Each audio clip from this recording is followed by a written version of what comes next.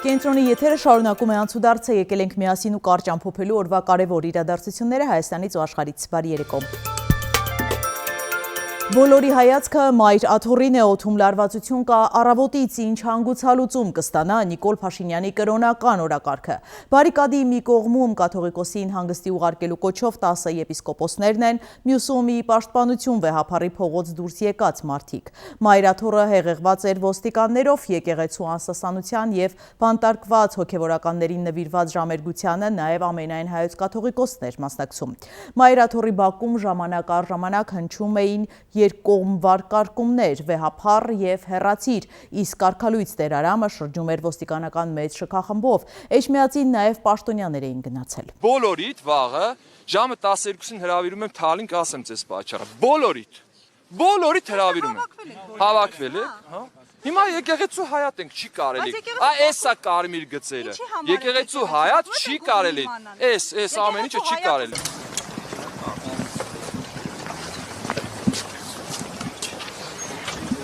Դուք պատասխանատվություն չեք կրի, եթե որևէ բան տեղի ունենա։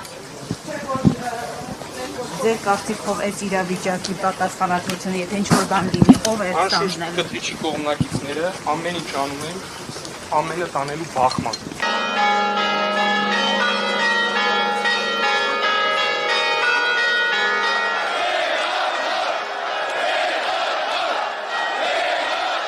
Չորրորդ անգամ է ինքը անում է, դու իրան չես ասում, ինձ ես ասում։ Հավասար ուրեմն գլխի դրա համար։ Ինքը վիրավորում է։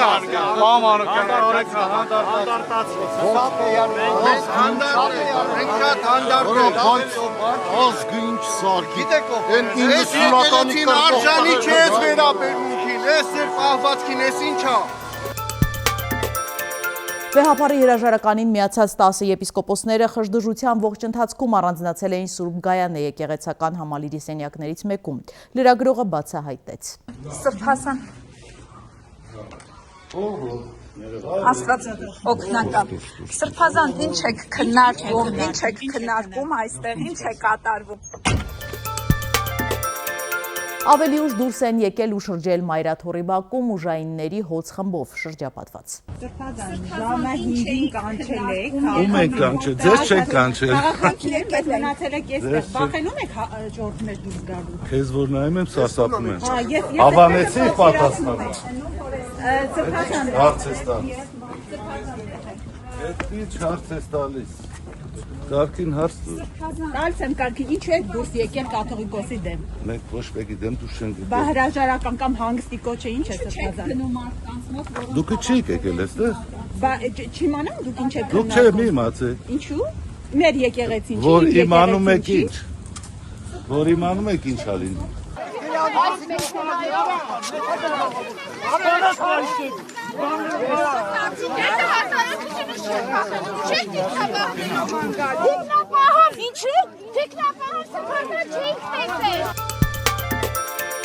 Վեհափառ հայրապետը ժողովրդին ուղերձ է հղել։ Աստվածակառույց Սուրբ Էջմիածինը աշխարհասփյուր հայոց ազգի միաբանության, մեր ինքնության ու ժառանգության պաշտպանության, մեր հավատքի պայծառության անխորտակելի սրբությունն է։ Ցավոք, պատմության հոլովույթներում եղել են նաև ուժեր, որոնք ձգտել են կասկածի տակ առնել եկեղեցու առաքելությունը։ Ավելի վաղ Նիկոլ Փաշինյանը հավատացրել էր եկեղեցու դեմ պայքարում իրեն միացած եւ Տիրադավ անունը ստացած եպիսկոպոսներին չի ուղղորդում, ուղղակի աջակցում է։ Ըստ նրա Ստեփան Ասատրյանը շարունակում է իրենց համար մնալ Տեր Արամ, Արամայիս Թախմազյանը Տեր Թադե, Վարդան Հունանյանն էլ Տեր Տարոն։ Հայաստանյաց առաքելական եկեղեցին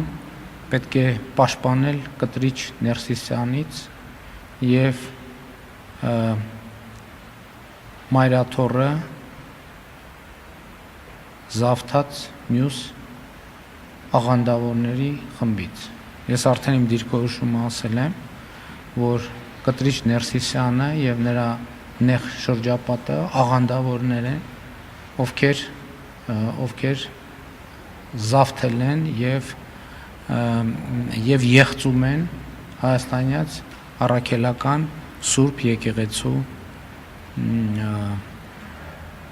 դավանանքը։ Արցախի նախկին նախագահն է ուշագրավ հայտարարություններ արել, ըստ Սամվել Շահրամանյանի Ադրբեջանը մտադիր էր գերի վերցնել թե իրեն, թե Արցախի պաշտպանության նախկին նախարար Կամո Վարդանյանին Արցախից բնակչության դուրսբերման անվտանգ կազմակերպման դիմաց։ Իրենք տեղյակ են եղել, որ Ադրբեջանը ունի նման որոշում եւ մնացել են ու ապահովել բնակչության անվտանգ դուրսբերումը։ Նշեմ, որ Կամո Վարդանյանը 2024 թվականի օգոստոսին նշանակվել է Հայաստանի պաշտպանության նախարարի խորհրդական։ Համացանցում եւս տարածվել է, որ Ռուբեն Վարդանյանի Հայաստան տեղափոխման ընթացքում ինչ-որ կոորդինատներ տրամադրվել։ Ուզում եմ նշել, որ ոչ մեկ թաքնված չէր։ Ադրբեջանական կողմը շատ լավ տիրապետում էր, ով որտեղ է գտնվում։ Ռուբեն Վարդանյանին չեն ձերբակալել թաքստոցում, ինչ-որ բունկերում, անտառում, այլընտրանքային ճանապարհներով դուրս գալու ժամանակահատվածում։ Ինքը տեղափոխվել է, փորձել է, ինչպես բոլորը, տեղահանվել դեպի Հայաստանի Հանրապետություն, այդ ժամանակահատվածում գործող միակ ճանապարհով, Լաչինի միջանցքով։ Շատ լավ իմանալով, որ ճանապարհին կան բազմաթիվ ադրբեջանական հենակետեր, հենց Ստեփանակերտից դուրս գալուց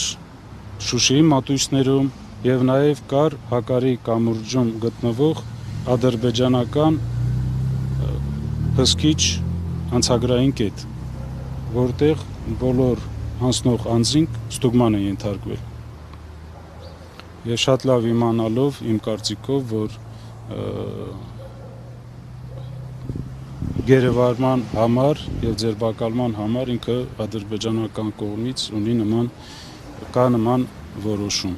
Եվ ինքը չի թաքնվել, ինքը մեքենայով դուրս է եկել ինչպես բոլորը եւ գերեվարվել է Հակարի կամուրջում։ Այսինքն անտրամաբանական է նշել, որ ինչ որ մեկը պետք է կոորդինատներ տրամադրել, որ իրեն ձերբակալեն։ Երևանում շքամուտքը մաքրելու հարցով վեճի ժամանակ 38-ամյա կինը քիմիական նյութ է լցրել 31-ամյա հարևանուհու դեմքին։ Նա այրվածքներով տեղափոխվել է հիվանդանոց։ Միջոցառումներ են ձեռնարկվում Վալենտինա B-ին հայտնաբերելու ուղղությամբ։ Ողբերգական դեպք է տեղի ունեցել Սյունիքում, ցրտահարություն ախտորոշմամբ Գորիսի բժշկական կենտրոն է տեղափոխվել մի տղամարդ, որը ժամեր անց մահացել է թոքաբորբից։ Մահացածը 69-ամյա Վալերիկ Մ-ն է, նա մենակ է ապրել։ Ռումինիայի Օրադեա քաղաքում Մերսեդեսը դուրս է եկել երթևեկելի գոտուց և ցատկել մեքենաների վրայով, վարորդը վնասվածքներ է ստացել, նրա կյանքին վտանգ չի սպառնում։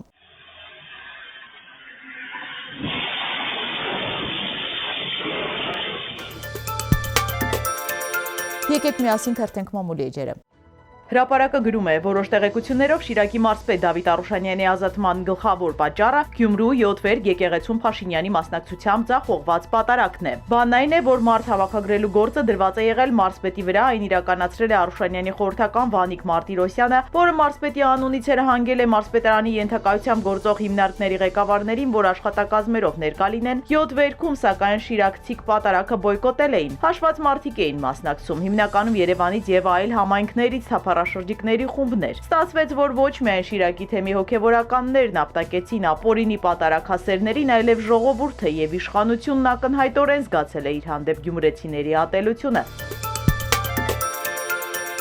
Նույն աղբյուրը գրում է, վերջին մեկ շաբաթվա ընթացքում Վանաձորի համայնքի ավագանում Ամիկոն Ասլանյան խմբակցության 2 անդամ, 2 կին մանդատը վայր են դրել, հայտնելով, որ պատճառն անձնական է։ Նրանք հերքել են, թե իրենց նկատմամբ իշխանության կողմից ավագանու նիստին մասնակցելու պարտադրանք է եղել։ Մինչդեռ խմբակցության ղեկավար Վանաձորի նախկին քաղաքապետ Ամիկոն Ասլանյանը չի բացառում ճնշումների հավանականությունն այս փուլում, քանի որ իշխանությունը տարբեր հարթակներով ընդդիմությանը հորդորում է առաջիկա նիստին ներկայանալ, որտեղ Վանաձորի հաջորդ տարվա բյուջեն եւ սուբվենցիոն կառավարության ծրագրերը պիտի հաստատվեն։ Մամիկոն Ասլանյանից հետաքրքրվեցինք, հնարավոր է առաջիկա նիստին նաև համայնքի ղեկավարի ընտրության հարցը դրվի։ Այս երկրում որևէ մեկը որևէ գարանտիա չունի, քանի որ ոչինչ չի կատարվում ըստ օրենքի։ Ես չեմ կարող հստակ եզրակացություն տալ, ամեն ինչ ավելի շատ կապված է կամքի հետ, այլ ոչ թե օրենքի։ Եթե կուզեն կլինի, եթե չուզեն չի լինի։ Ավականու նիստերի վրա դատարանի որոշմամբ արգելանք է դրված։ Նիստերը չեն կայանում, ապօրինի նիստերի ուղղությամբ ցանկանում են աշխատանքներ տանել, սակայն որևէ քայլ չի արվում։ Հարցին իսկ երբ է հանվելու համայնքապետ ընտրելու նիստի արգելքը,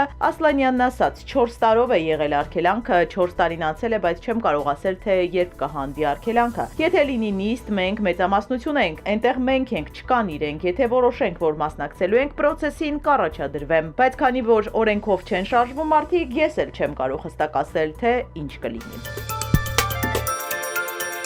Հրապարակը գրում է. Իշխող քաղաքապայմանագրում Վալերիանկայի մեծ պաշարներ են այս օրերին սպառվում, դեկտեմբերը սթրեսային ամիս է շարքային ԿՊԱ-կանների համար, քանի որ նախընտրական ցուցակում ընդգրկվելու հայտ ներկայացրած տեխնացուների գրանցումն է ընթանում։ Ասում են բոլորը առանց բացառության ասեղների վրա են նստած, քանի որ վստահ չեն, թե իրենց հարցաքննության օրը շեֆն ինչ տրամադրություն կունենա, ինչ հոգեվիճակում կլինի, մեծ հաշվով դրանից է կախված դիմորդը կկտրվի, թե կհանձնի քննությունը։ Մեզ ասացին, որ մինչ այս պահը դեռ մեծ թվով մարդ սպասում է իր հերթին։ Իսկ հարցաքննվածներից մոտ 10 տեխնացուի արդեն մերժել են, որոնցից 4-ը գործող падգամավորներ։ Արդեն գրել ենք, որ քննությունից կտրվել են գյումրեցի Կարեն Սարուխանյանը, Ջուլիետտա Ազարյանը, Հայկ Ցիրունյանը եւ հանրահայտ շիշ բռնողը Հայկ Սարգսյանը։ Վերջինը ի տարբերություն մյուս 3-ի որոշել է բողոքարկել վարչության որոշումը, ստացվում է ԿՊ 20 հոգանոց վարչությունում Ալեն Սիմոնյանը մեծամասնության վրա ազդեցություն ունի եւ ավելի մեծ ազդեցություն, քան Նիկոլ Փաշինյանը։ Իդեպ այդ նիստին 1-2 ԿՊԱ-ական բացակայել է, ինքը Սարգսյանը չցանկացավ բացահայտել, թե քանի անդամ է իրեն կողմ քվեարկել, քանիսը դեմ։ Մեզ ասացին, որ ընդամենը 3 հոգի է կողմ քվեարկել։ Նա պնդեց, որ պայքարելու է մինչև վերջը եւ հասնելու է նրան, որ վարչությունը փոխի իր որոշումը։ ԿՊ սեպտեմբերյան համագումարում վարչության անդամ դարձած Արմեն Խաչատրյանին հարցրինք, որքանով է հավանական, որ վարչությունը հետողորմյա կանի իր իսկ որոշումը եւ ով է քննելու բողոքարկման դիմումը, նույն վարչությունը, որը կտրել է շիշ բռնողին։ Պատգամավորն անցավ գլուխը ցավի տակ չդրեց, հիշեցրեց, որ ինքը նորեկ է ու երբևէ չի մասնակցել վարչության որոշումները բողոքարկելու